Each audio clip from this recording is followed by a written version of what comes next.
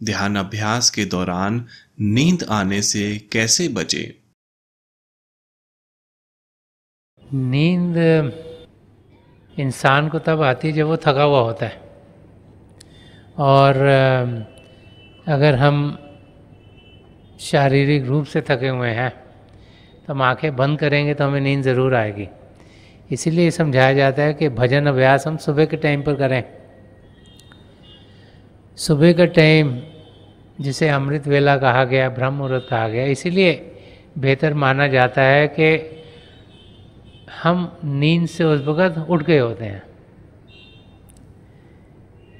सुबह का समय जो 3 से 6 बजे का है,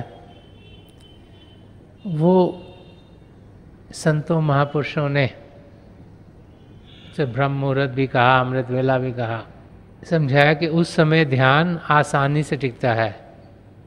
अगर आप समझने की कोशिश करें तो ये चीज़ें तब से चल रही हैं जब इलेक्ट्रिसिटी भी नहीं होती थी और इतनी डेवलपमेंट भी नहीं हुई थी।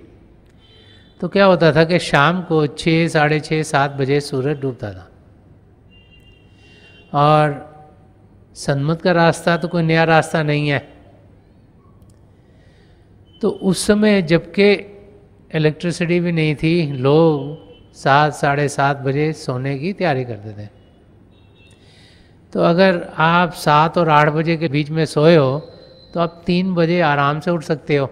और शरीर को, जो कि आजकल डॉक्टर भी कह रहे हैं कि 6 से 8 घंटे, 7 घंटे, 9 घंटे, एवरेज 8 आवर्स बोलते हैं, आराम चाहिए इंसान को। आजकल के टाइम में जबकि इलेक्ट्रिसिटी भी है, फैक्ट्रियाँ भी 24 घंटे चलती हैं और काम तरह तरह के चलते हैं, अगर हम रात को 12-1 बजे सोते हैं तो 3 बजे उठ के बैठना प्रैक्टिकल नहीं है। शरीर को आराम चाहिए, क्योंकि जो शरीर है एक मशीन के माफक है, ये 24 घंटे चल नहीं सकती, इसको रेस्ट चाहिए। और इसीलिए जब शरीर रेस्टेड होगा, थका हुआ नहीं होगा, तो आप अभ्यास आराम से कर सकेंगे। अगर हम रिलैक्स नहीं होंगे, अगर शरीर में तनाव होगा, तो फिर हम बैठ नहीं पाएंगे, हम में हलचल होगी। इसीलिए कहा जाता है कि हमें रिलैक्स स्टेट में रहना है, ना शरीर के किसी हिस्से में कुछ भी तनाव हो, क्योंकि जो आत्मा है उसका हमने अनुभव करना है।